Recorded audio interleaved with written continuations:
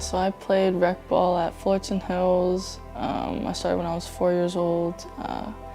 I got into the sport because of my aunt, Jenny Finch, and my grandpa was my pitching coach, and we just kind of started playing just for fun, and I fell in love with it.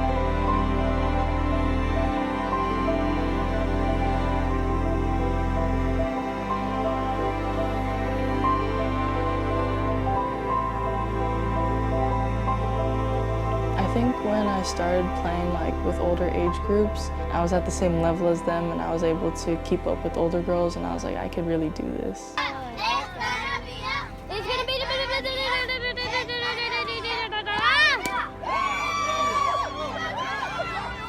I definitely didn't have as much confidence as I do now. It's built up over the years, and especially playing with Marty now, I have a lot more confidence in what he's taught me and what I know.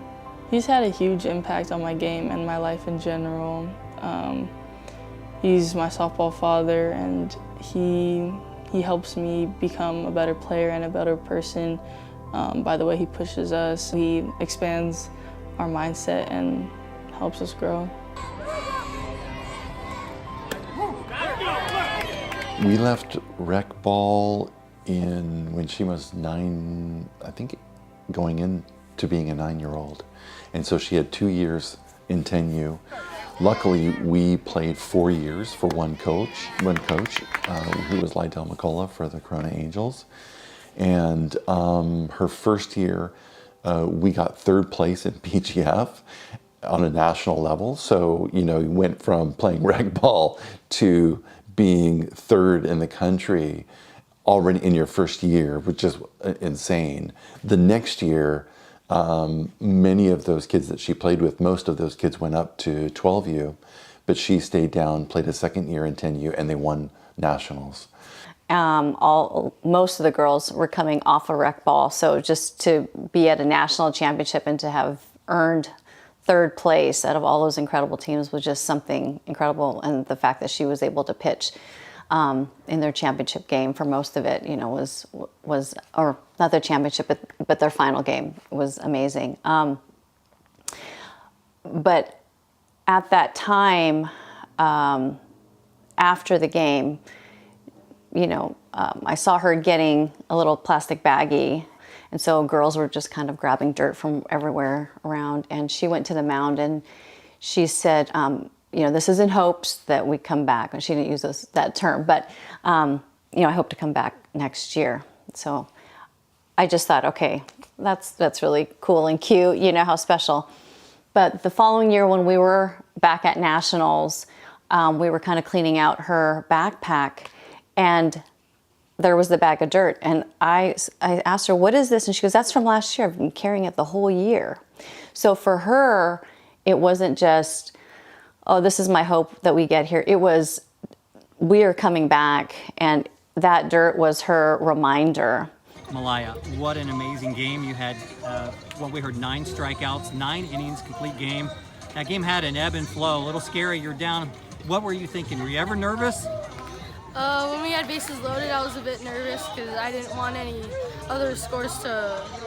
people to cross the plate and didn't want to get ahead. And then when you saw that last out and the runner come in, you guys won. What were you thinking when you knew you were a national champion? Well, I was just like, we did it, we made it, all the hard work paid off, and the years.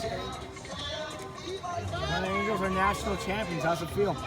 Feels great because all the hard work that we put in during the year, it finally paid off, and we were so happy that we won. And you are Jenny Finch's niece, correct? Yes.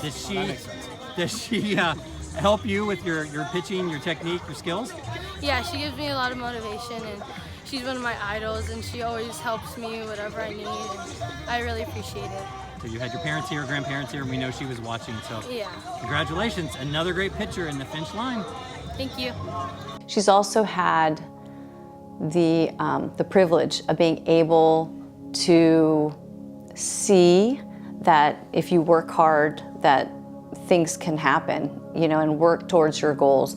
She's been able to see her aunt and her aunt's extended relationships and friends, and how they have, you know, become Olympians, and they've, you know, helped to lift other players and communities up through the sport. And I think she's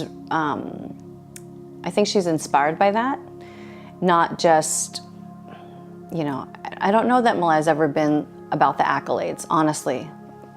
Yeah, I don't know that she's ever been about the accolades. She's been about doing what she can, what's, you know, the best that she can. And if she can bring others into the fold, all the better.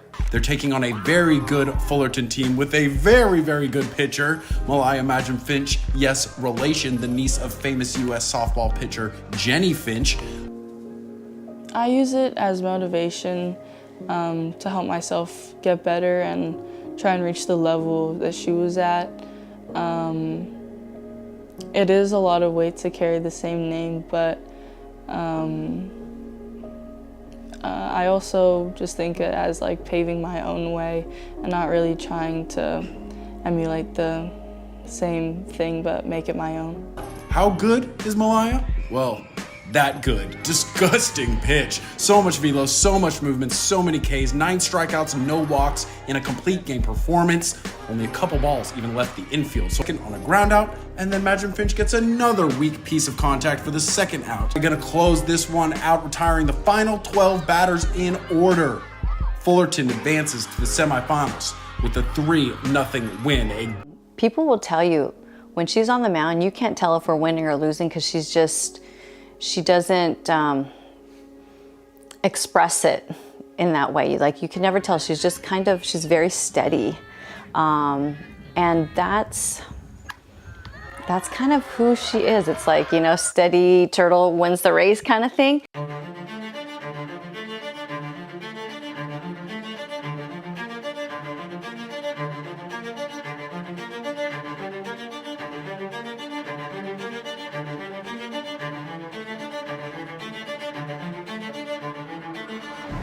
Their expectations are always, you know, beyond 100%.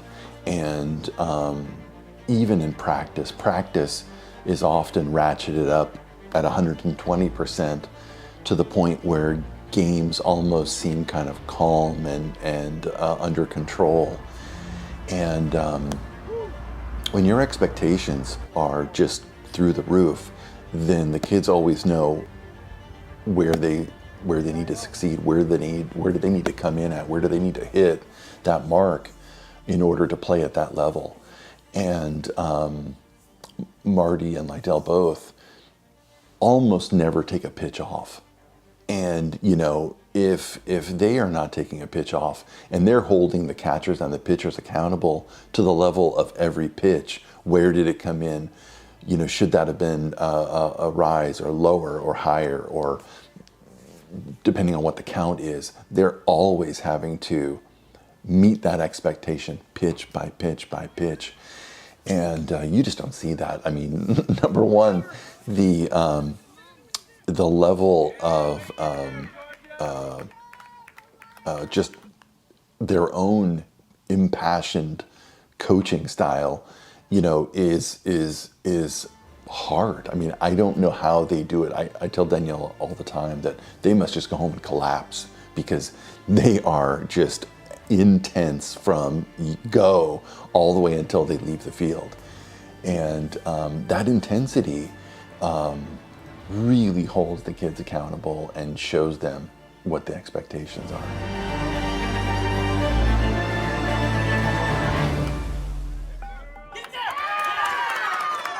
We sacrifice a lot as a family to accommodate the sport in our lives, and we've really fit our lives into the sport. And we sacrifice a lot, and they definitely, they're my biggest supporters. They do a lot for me that I don't have to ask for, and it's really great having that support group. And I can't say enough about this player. I feel she's the best player in the country. Number 11, Malaya Finch.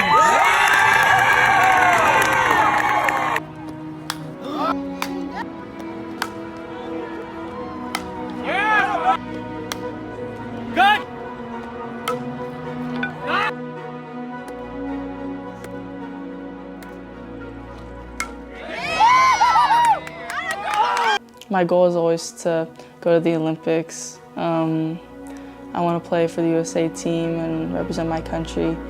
I think that'd just be a really amazing opportunity and something big to strive for.